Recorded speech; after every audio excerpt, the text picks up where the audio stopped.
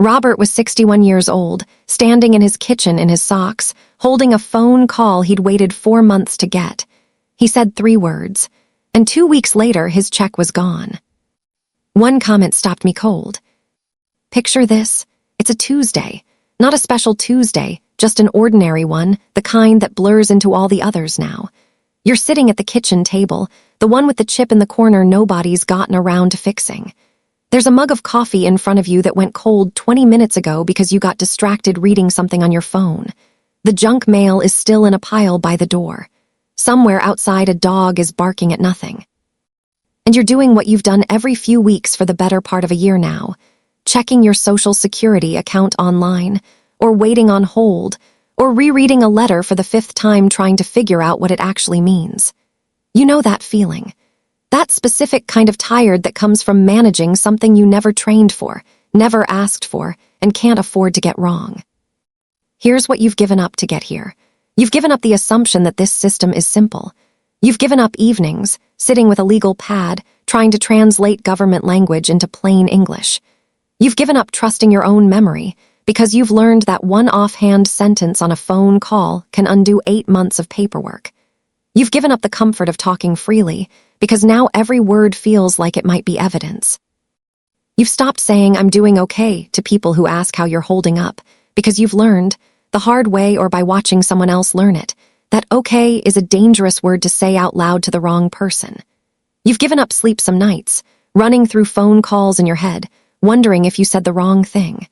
And under all of it, quietly, you've been giving up a piece of your peace of mind, a little bit at a time, so slowly you almost didn't notice it was going.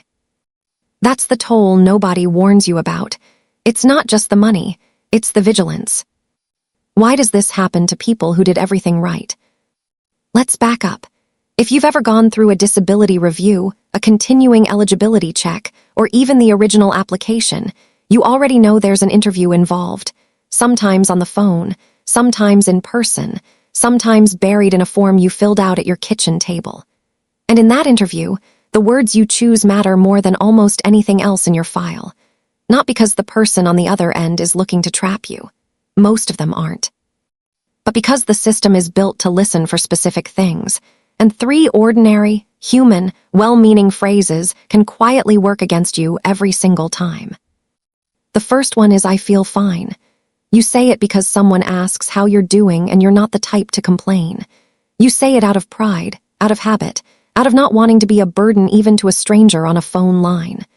But to the SSA, "I feel fine" on the day of your review doesn't describe your life. It describes one moment, and it can get recorded as your baseline. It doesn't capture the bad weeks. It doesn't capture the mornings you can't get off the floor after you've bent down to tie your shoe. It erases the pattern and leaves behind a single, misleading snapshot. The second one is, "I can work." Maybe you mean you can fold laundry. Maybe you mean you helped your neighbor carry a bag of mulch one afternoon and you're proud you could still do it. But "I can work," spoken in that context, is heard as a claim about your capacity for sustained, substantial employment. And it can be the sentence that reopens a case that was otherwise heading toward approval or continuation. And the third one is, "I don't need help."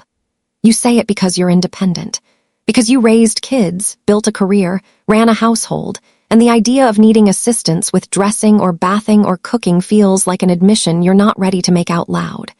But that sentence tells the SSA your daily limitations aren't as serious as your medical records say they are, and when your words and your paperwork don't match, your words are what gets remembered.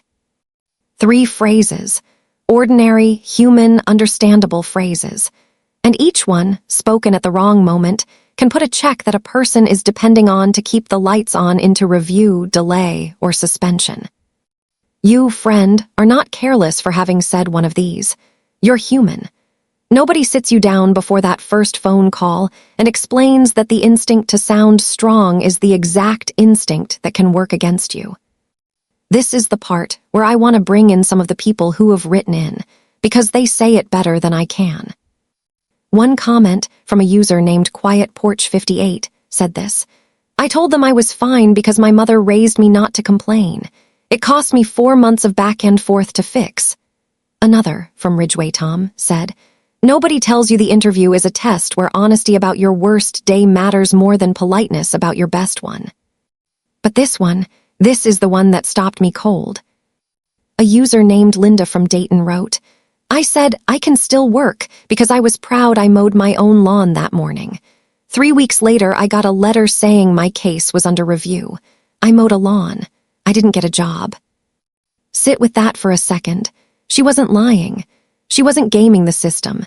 She was proud of a small victory on a hard day, and she said it out loud to the wrong person at the wrong moment, and it cost her. Here's what society assumes about people going through this.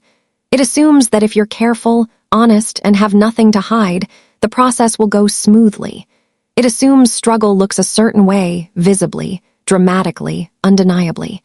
It assumes that saying something positive about yourself is always safe. It isn't. Precision protects you, not positivity. Here's the part nobody adds up.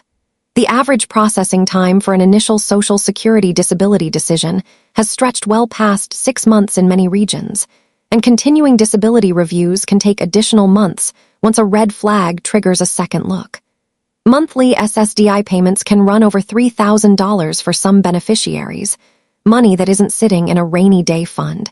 It's paying the mortgage, the insulin, the electric bill. When a review gets triggered by a single misread phrase, the pause in that income isn't hypothetical.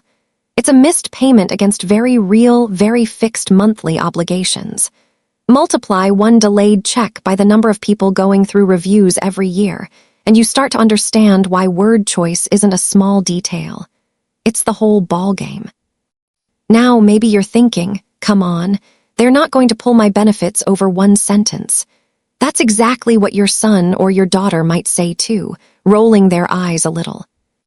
Telling you you're overthinking a phone call. Here's the honest answer. They're right that one sentence rarely destroys a case outright, but it can trigger exactly what you don't want: a flag, a second review, a request for more documentation, a delay while you wait, worried, for a letter that takes weeks to arrive. The stakes aren't imaginary. They're just slower and quieter than a dramatic denial letter. That's what makes them easy to underestimate. So let's talk about what it looks like when you get this right. Picture a different Tuesday. You're at that same kitchen table, but this time there's a single sheet of paper next to your coffee, not fancy, just a few lines you wrote out the night before. A short list. Today I couldn't reach the top shelf without help.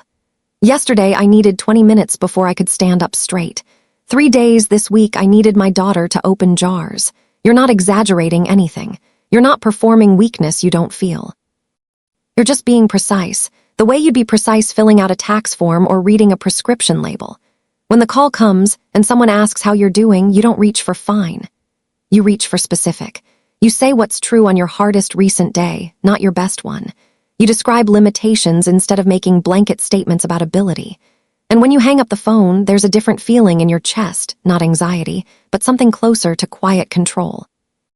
You did the one thing that was actually in your power to do. You told the truth, carefully. That's it. That's the whole secret. Not lying, not performing suffering, just being specific and letting specific do the work that vague, well-intentioned reassurance never could. You are allowed to protect what you've earned. Being careful with your words isn't dishonesty. It's making sure the truth of your daily life actually gets heard the way it deserves to be.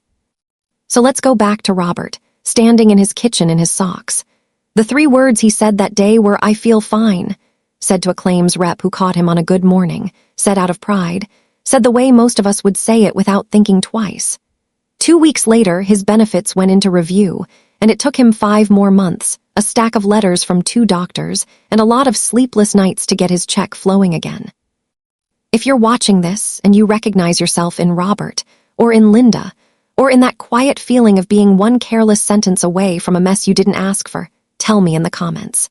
Tell me your age, and tell me where you are in this process right now, whether you're just starting an application, sitting in the middle of a review, or years into drawing benefits and still nervous every time the phone rings. And if someone in your life is heading into one of these calls soon, a parent, a spouse, a neighbor who mentioned it in passing, send them this before they pick up that phone. It might be the 4 minutes that saves them 4 months.